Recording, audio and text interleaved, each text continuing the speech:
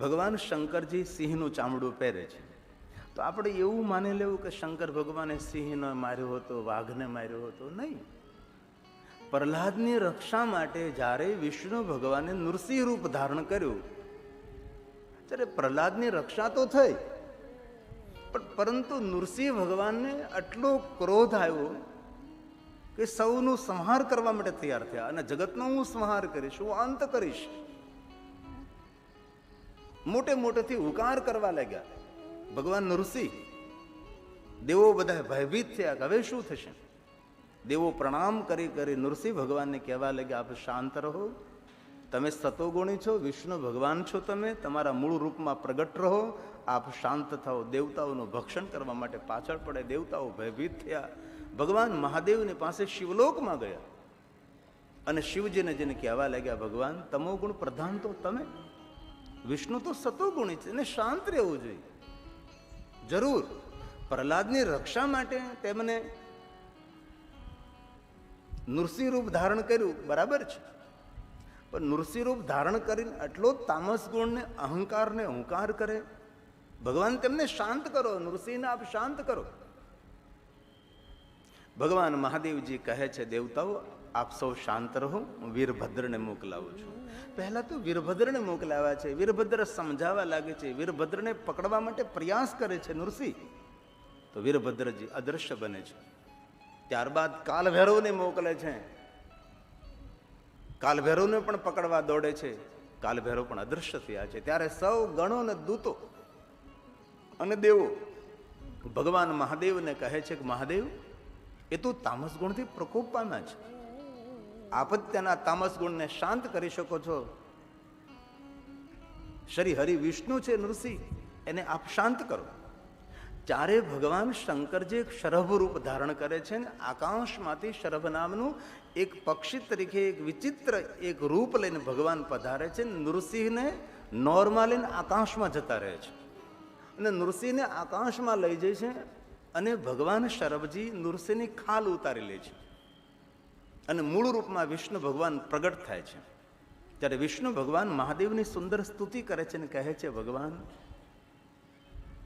મારા તામસ ગુણની માત્રામાં વૃદ્ધિ થઈ હતી. ભગવાન તામસ ગુણ તો આપનો છે, આપ જ મને શાંત કરી શકો છો. ભગવાન વિષ્ણુજી સુંદર સ્તુતિ કરે છે નૃસિંહ ભગવાન, અને વિષ્ણુજી કહે છે, ભગવાન આ મારી નૃસિંહ લીલા હતી. ત્યારે શંકર ભગવાન એમ કહે છે કે વિષ્ણુ આપની લીલા મને બહુ જ વાલી છે, આ નૃસિંહ લીલા મને બહુ જ પ્રિય રહી. વિષ્ણુ આપ શાંત થયા છો, તો સાંભળો, આપ તમે જે નૃસિંહ લીલા કરી છે, એ નૃસિંહ લીલાને યાદ સ્વરૂપે મેં જે તમારા અંગ ઉપરથી તમારું ચામડું ઉતાર્યું છે, ખાલ ઉતારી છે, એ તમારા નૃસિંહ લીલા અવતારને યાદ સ્વરૂપે આજેથી આ તમારા અંગ ઉપરથી ઉતારેલું સિંહનું ચામડું હું મારા અંગ ઉપર ધારણ કરીશ. એ નૃસિંહ અવતારની એક યાદ છે. એ જ રીતે ભગવાન શંકરજી મૃગ ચર્મ પહેરે છે, એ પણ એક કથા છે. ભગવાન શંકરની અલગ અલગ અલગ ભગવાન મહાદેવની કથા છે.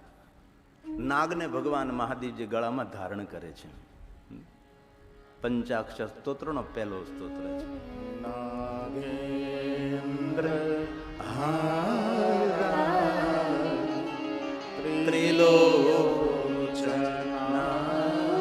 નાગલોકનો ઈશ્વર કોણ? ભગવાન શંકર. નાગલોકમાં કોની પૂજા થાય છે? ભગવાન મહાદેવની પૂજા થાય. થોડું બેજ રાખ ને, તીખો બહુ વાગે છે ભાઈ, થોડું કામ હળવું હળવું વાગે એવું. નાગલોકનો ઈશ્વર નાગેશ્વર મહાદેવ, નાગનાથ મહાદેવ. ગળામાં નાગની, નાગોનો ઇન્દ્ર, જે નાગોનો ઇન્દ્ર રાજા છે. વાસુકી કંઠભૂષણમ, વાસુકી કંઠ, કંઠની અંદર ધારણ કરે શંકરજી. પન્નગ ભૂષણમ, એ મહાદેવજી છે. આ સ્તોત્ર આદિ જગદગુરુ શંકરાચાર્ય મહારાજ રચિત છે. મહાદેવના ભક્તો માટે આ સ્તોત્રનો બહુ જ મહિમા છે. અલગ અલગ મંત્ર સ્તોત્ર મુખપાઠ ન હોય, આ પંચાક્ષર સ્તોત્ર બોલીને શિવની પૂજા કરી શકાય છે. મહાદેવને જલ ચડાવી શકાય છે, મહાદેવની વંદના કરી શકાય, ભગવાન શંકરજીની આરતી અર્ચન કરી શકાય છે. અને જે જે મહાદેવના ભક્તો હોય તેમને પંચાક્ષર સ્તોત્ર કંઠસ્થ હોય છે. ન હોય તો આવા સ્તોત્ર કંઠસ્થ કરવા જોઈએ. જ્યારે શિવાલયે જઈએ, દેવાલયે જઈએ, ત્યારે સ્તોત્રનો પાઠ કરવાનો એક અનેરો આનંદ હોય છે. તો હું આશા રાખું છું કે મહાદેવના ભક્તોને આ પંચાક્ષર સ્તોત્ર મુખપાઠ અને કંઠસ્થ હોય. તેનો પહેલો સ્તોત્ર છે નાગેન્દ્ર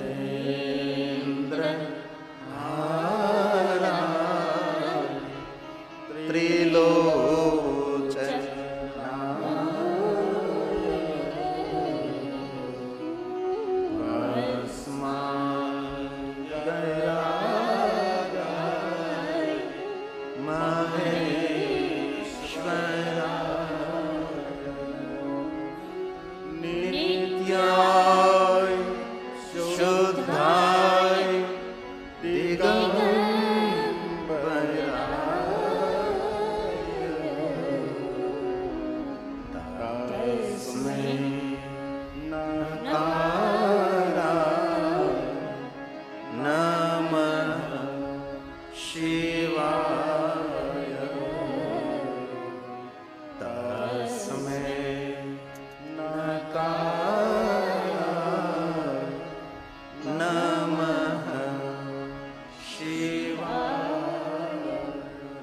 શુદ્ધ રહેનારા દેવ છે.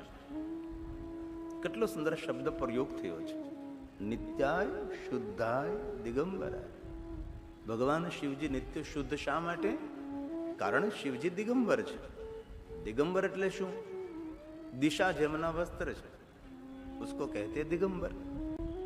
દિગંબરનો સીધો અર્થ થાય છે કે અંગ પર એક પણ કપડું નહીં, એમને દિગંબર કહેવાય છે.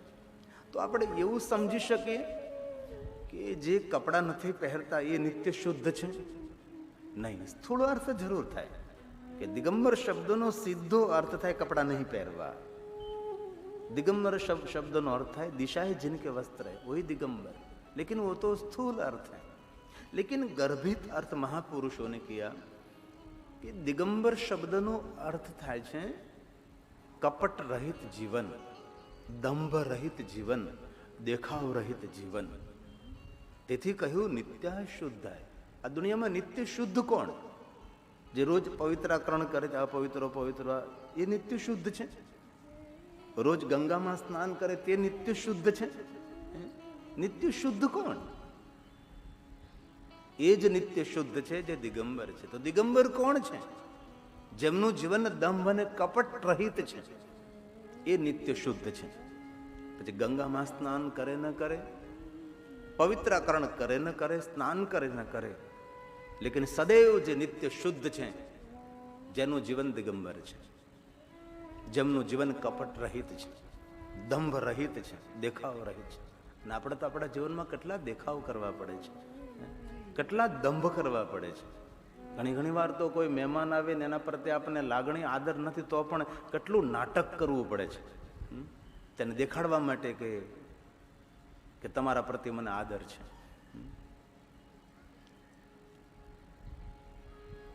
આ દંભ દેખાવ એ શિવમાં નથી.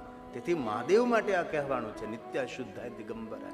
તમે જો શંકરજીનું પૂરું જીવન દર્શન આપ કરો, એક કથાની તો શોધ કરો આપ કે ભગવાન મહાદેવે કોઈ સાથે દંભ કર્યો, ભગવાન મહાદેવે કોઈ સાથે કપટ કર્યું. ક્યારેક મહાદેવ સાથે મહાદેવના ભક્તોએ પોતાના જીવનને સરખાવવું જોઈએ. અને મહાદેવની ભક્તિ કરતા જો મહાદેવ જેવા ગુણ આપણામાં ન આવે તો પછી આ ભક્તિ ક્યાં કામની? શંકરીજીનું સંપૂર્ણ જીવન કપટ રહિત છે. અને જીવન જીવવાની લહેર લૂંટવી હોય તો દેખાવથી, દંભથી અને કપટથી માણસે દૂર રહેવું જોઈએ. જો લહેર લૂંટવી હોય તો, બાકી દંભ કરવાથી, દેખાવ કરવાથી, કપટ કરવાથી માણસ થાકી જાય છે. જીવનની વાસ્તવિકતાને જો સ્વીકારીએ તો જીવન જીવવાનો થાક ન લાગે. જેવા છીએ તેવા દેખાય તો વાંધો ન આવે, પણ જે નથી એ દેખાવાનો પ્રયાસ કરીએ તો 2-3 કલાક સુધી બ્યુટી પાર્લરમાં બેહવું પડે. એટલે તમને નથી કહેતો બેન, હું તો ભાઈઓ તરફ વાતો કરું છું, આપ તો બધા બહુ સારા બહેનો છો, તમને નહીં. જે નથી એ દેખાવાનો પ્રયાસ કરીએ ત્યારે સમયનો પણ વ્યય થાય, સંપત્તિનો પણ વ્યય થાય, અને કલાકો સુધી. ભગવાન મહાદેવના જીવનમાં કોઈ કપટ નથી. એક પણ કથા અત્યાર સુધીમાં એક પણ ગ્રંથમાંથી નથી મળી કે શંકર ભગવાને કોઈ સાથે બનાવટ કરી હોય, કપટ કર્યું હોય, દંભ કર્યો હોય. નહીં, જે છે જ, કોઈ કપટ નહીં. તો પણ શંકરજી દેવોનો દેવ છે, દેવોની પહેલા પૂજા થાય. તો આપણે એવું કેવી રીતે સ્વીકારી શકીએ કે સારા કપડાં પહેરે તેની જ પૂજા થાય, સોના ચાંદી હીરા મોતીના બહુ જ આભૂષણ પહેરે તેની જ પહેલી પૂજા થાય, બહુ જ મોટા મોટા મુકુટો પહેરે તેની પૂજા થાય? આ દુનિયામાં ઘણા રાજાઓએ બહુ મોટા મોટા મુકુટો પહેર્યા છે, એટલી ધન સંપત્તિ એકઠી કરી છે, કોની પૂજા થાય છે? કોણ કોને યાદ કરે? આ ધરતી ઉપર કોણ કોની યાદી લે છે? કોઈ નહીં. શંકરજી પાસે નથી ધન, નથી વૈભવ, નથી કોઈ સંપત્તિ, નથી કોઈ સંગ્રહ. શંકરજી દેવોના દેવ. શંકર શ્રેષ્ઠ તેટલા માટે છે દંભ રહિત જીવન, દેખાવ રહિત જીવન, કપટ રહિત જીવન, સંગ્રહ રહિત જીવન. શંકર ભગવાનનો કોઈ સંગ્રહ નથી. અને એવી વસ્તુનો સ્વીકાર શિવજીએ કર્યો છે કે દુનિયામાં કોઈ એ વસ્તુનો સ્વીકાર ન કરી શકે. અને સ્વીકાર કરતા પણ એક એક વસ્તુમાં મોટો સંદેશ મૂકવામાં આવ્યો છે. શંકરજી ગળામાં સર્પ પહેર્યો. ચાલો ભાઈ, સર્પ શા માટે પહેર્યો? ક્યારેક તો આપણા બાળકો આપણને પ્રશ્ન કરે ને કે આ શંકર દાદા, ફૂંપુ દાદા શા માટે ગળામાં પહેરે છે, શા માટે? ત્યારે તમે જવાબ શું તેને આપશો? આપણી પાસે જવાબ નથી. પ્રશ્નનો ઉત્તર, પ્રત્યુત્તર આપણી પાસે નથી કે શંકરજી ગળામાં સર્પ શા માટે પહેરે. બાળકો તમને પૂછવાના છે કે કોઈ દેવતા નથી ગળામાં પહેરતા સર્પના, શંકર ભગવાન ગળામાં મોટા મોટા સર્પો પહેરે, તેનું કારણ કેવું? કારણ કે અત્યારના બાળકો અનેક પ્રશ્નો કરવાના છે. તો સાધુ પુરુષો તેના જવાબ આપે છે કે શંકર ભગવાન ગળામાં સર્પ એટલા માટે પહેરે છે કે પહેલો સંદેશ એ છે કે માનવને એમ કહે છે કાળ તારા ગળામાં પડ્યો છે. સર્પ એ કાળની નિશાની છે, આપણે સૌ જાણીએ છીએ, સ્વીકારીએ છીએ. જે કાંઈ સત્કર્મો કરવા હોય, સારા કામો કરવા હોય, એ બધું તું આજે કરી લે. આવતીકાલે તું કરીશ તો આવતીકાલને કોને ખબર છે? કારણ કે બધું જ કાલને વરેલું છે. પ્રાતકાલ, મધ્યાહન કાલ, સંધ્યાકાલ, ગઈકાલ અને આવતીકાલ. જીવન તો આજે છે, વર્તમાનમાં છે. સખી આજની ઘડી છે રળિયામણે. વર્તમાનમાં અને વાસ્તવિકતા ભરેલું જીવન જીવવામાં આવે, જીવનનો આનંદ માણી શકીએ છીએ આપણે. શંકર ભગવાને પહેલો સંદેશ આપ્યો છે કે હે માનવ, કાળ તારા ગળામાં પડ્યો છે. અને એ વાતથી આપણે અજાણ નથી. આ દુનિયામાં કોઈને ખબર નથી ક્યારે મૃત્યુ, કઈ જગ્યાએ, ક્યાં ઠેકાણે, કઈ રીતે મૃત્યુ આવે. અને મૃત્યુનો દેવ ભગવાન શંકર છે. કોઈ તમને પ્રશ્ન કરે કે શંકર ભગવાન સ્મશાનમાં શા માટે, તો શંકર ભગવાને સ્મશાન તેટલા માટે સ્વીકાર્યું છે કે નગરે નગરે તો ભગવાન મહાદેવનું શિવાલય છે જ. દરેક નગરમાં શિવજીનું સ્થાન છે. ભલે શિવાલય ન હોય તો પથ્થરનો ઓટો હોય વડલા નીચે કે પીપળા નીચે, તો ત્યાં ભગવાન શંકરજી બિરાજતા હોય, મહાદેવજી. તો કોઈ જીવ જીવન પર્યંત તો શિવાલય ન જાય, ભગવાન મહાદેવ નિરાકાર લિંગ સ્વરૂપનું દર્શન ન કરે, તો એ જીવનું મંગલ ન થાય, જીવનું કલ્યાણ નહીં થાય. અને આપણે સૌરાષ્ટ્રમાં તો પરંપરા છે ને, કોઈ પણ માણસનું મૃત્યુ થાય તો તેના નામનો દીવો એ શિવાલયે લઈ જવામાં આવે છે, મહાદેવના શિવાલય. કારણ કે જ્યોતિ પણ ત્યાંથી, અંતે જ્યોતિ પણ તેની સાથે જ વિલીન પામે છે. તો જીવંત હોય ત્યારે શિવાલય ન આવે, મારું દર્શન ન કરે. પણ જ્યારે તેનું મૃત્યુ થાય ત્યારે તો જરૂર સ્મશાનમાં તેને લઈ જ જવો પડે છે. આ દુનિયામાં કોઈ જગ્યાએ એવું નથી બન્યું કે જે અન્ય સંપ્રદાયના માણસોની વ્યવસ્થા અલગ હોય.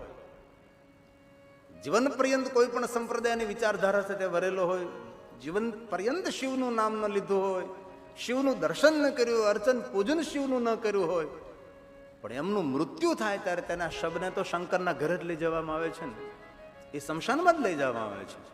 શંકરજી સ્મશાનમાં નિત્ય રહે છે. અને સ્મશાન ઉપર શિવનું જ નામ હોય છે. મોક્ષધામ હોય, મુક્તિધામ હોય, કૈલાસધામ હોય, શિવજીનું જ હોય છે. અત્યાર સુધી કોઈ દિવસ સાંભળ્યું નથી કે ત્યાં લખ્યું છે સ્વર્ગલોક કે વૈકુંઠલોક કે બ્રહ્મલોક. નહીં, ત્યાં તો ભગવાન શિવ છે. તેથી જીવનનો પ્રારંભ પણ શિવ છે ને અંત પણ શિવ છે. ભગવાન શંકરજી સ્મશાન તેટલા માટે કે અંતે તો અહીંયા સૌ આવવાનું જ છે ને, સ્મશાનમાં જવું જ પડે છે. તો મૃત્યુના સંદેશ સ્વરૂપે ભગવાન શંકરજી ગળામાં સર્પને ધારણ કરે છે. અને જેને મૃત્યુ મંગલમય બનાવવું હોય, મૃત્યુ જેને સુધારવું હોય, તે કોઈ પણ સંપ્રદાયમાં, દરેક સંપ્રદાયો શ્રેષ્ઠ છે. દરેક સંપ્રદાયો, દરેક બાગના રંગબેરંગી પુષ્પો છે, અલગ અલગ વિચારધારા છે. કોઈ બગીચો, કોઈ બાગ હોય, તેની અંદર ગુલાબી પુષ્પો હોય, લાલ પુષ્પો હોય, અલગ અલગ અલગ અલગ કલરના અનેક પુષ્પો હોય. એ પુષ્પોનો આધાર છોડ છે અને છોડનો આધાર મૂળ છે. તો શિવ આ જગતનું મૂળ છે. જો મૂળનું જતન ન કરે તો પુષ્પો એ બધા ખીલેલા ન રહે ને. આ દુનિયાના દરેક પુષ્પો ખીલેલા છે, તેનું કારણ છે શિવ આપણા સૌનું એ મૂળ છે. તો દુનિયાનો કોઈ દેવ એ મૃત્યુનો દેવ નથી કહેવાતો. મૃત્યુનો દેવ ભગવાન શંકર છે. મૃત્યુને મંગલમય બનાવવા માટે શિવ અર્ચન, શિવ દર્શન, શિવની પૂજા એ બહુ આવશ્યક છે. દેવોએ પણ મહાદેવને એમ કહ્યું કે મહાદેવજી જીવન પર્યંત અમારી સાધના ઉપાસના કરે, પણ જ્યાં સુધી મહાદેવજી તારું અર્ચન પૂજન ન થાય ત્યાં સુધી અમારી સાધનાનું ફળ તેને કેવી રીતે પ્રાપ્ત થાય? તેથી મૃત્યુ મંગલમય બનાવવા માટે શિવજીના ચરણે જવું પડે છે. અને આપણે રોજ બોલતા હોય ને, ઓમ મૃત્યુંજય મહાદેવ ત્રાહિ મામ શરણાગતમ જન્મ મૃત્યુ જરા. જરા એટલે વૃદ્ધાવસ્થા. મહાદેવની ભક્તિ જે કરે છે તેનું શરીર જર્જરિત ન થાય. જન્મ મૃત્યુ જરા વ્યાધિ પીડિતમ કર્મ બંધને, કર્મના બંધનોમાંથી મુક્ત કરાવવાનો દેવ ભગવાન શંકર છે, ભગવાન મહાદેવ છે. તો કંઠમાં સર્પ તેટલા માટે ધારણ કર્યો છે કે મૃત્યુનો સંદેશ આપવા માટે. ક્યારે, કયા સમયે, કઈ ઘડીએ, કયા સ્થાને મૃત્યુ આવે એ જીવનનું પરમ રહસ્ય અને પરમ સત્ય પણ છે. અને બીજી વાત એ કરી છે કે મહાદેવજી ગળામાં સર્પ તેટલા માટે ધારણ કર્યો છે કે મહાદેવજી મોટો સંદેશ આપવા જઈ રહ્યા છે કે હે માનવ, આ દુનિયાની માનસિકતા એ સર્પ જેવી છે. સર્પની માનસિકતા કેવી હોય છે? જો મુરલી વગાડતા આવડે તો સર્પ હંમેશા નૃત્ય કરતો રહે છે, અને જો દૂધ પાતા આવડે તો સર્પ દૂધ પીતો રહે. સર્પ દૂધ પીવે ન પીવે એ એક વસ્તુ અલગ છે, પરંતુ જો દૂધ પાતા આવડે તો સર્પ દૂધ પીતો રહે છે. મુરલી વગાડતા આવડે તો સર્પ તમારી સામે નૃત્ય કરતો રહે છે. પરંતુ આપણું દૂધ પીતો સર્પ, આપણી મુરલીની ધૂન ઉપર નૃત્ય કરતો સર્પ, અને એ સર્પની પૂંછ દબાવો તો સર્પ શું કરે? ડંખ મારે છે.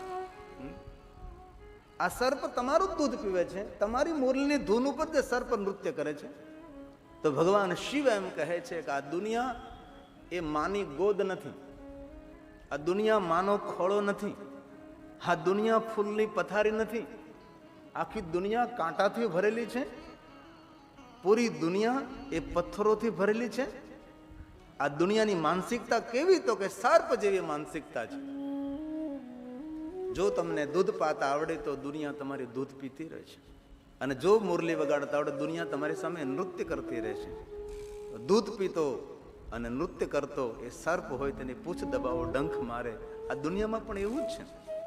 રોજ તમારી સાથે રહેતો હોય, તમારું દૂધ પીતો હોય, તમારી મુરલીની ધૂન ઉપર નૃત્ય કરતો હોય, પણ ક્યારેક એની પૂંછડી દબાવો લ્યો, એ જ સમયે તેને ઓળખાણ આપશે કે હું આ ઝેરીલો સર્પ છું.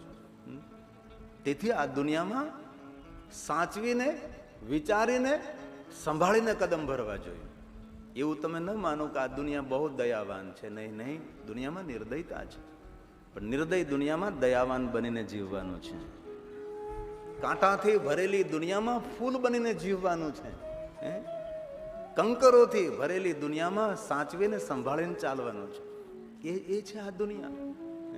દુનિયા કઈ માની ગોદ નથી, માનો ખોળો નથી કે તમને સૌ વાલ કરે, સૌ પ્રેમ કરે. નહીં નહીં. તેથી શંકરજી કહે છે કે કે હું ગળામાં સર્પ પહેરીને સંદેશ આપું છું કે દુનિયા સર્પ જેવી છે. જો તમને મુરલી વગાડતા આવડશે તો દુનિયા તમારી સામે નૃત્ય કરતી રહેશે.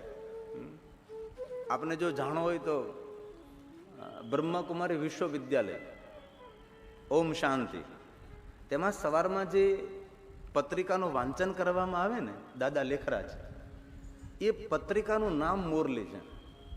એ લોકો પ્રાર્થના કે પ્રવચન એવું ના બોલે, એમનું નામ છે મુરલી. સવારમાં મુરલીનું વાંચન થાય. મુરલી શા માટે? એટલા માટે જો તમને મુરલી વગાડતા આવડી જાય તો દુનિયા તમારી સામે નૃત્ય કરતી રહેશે.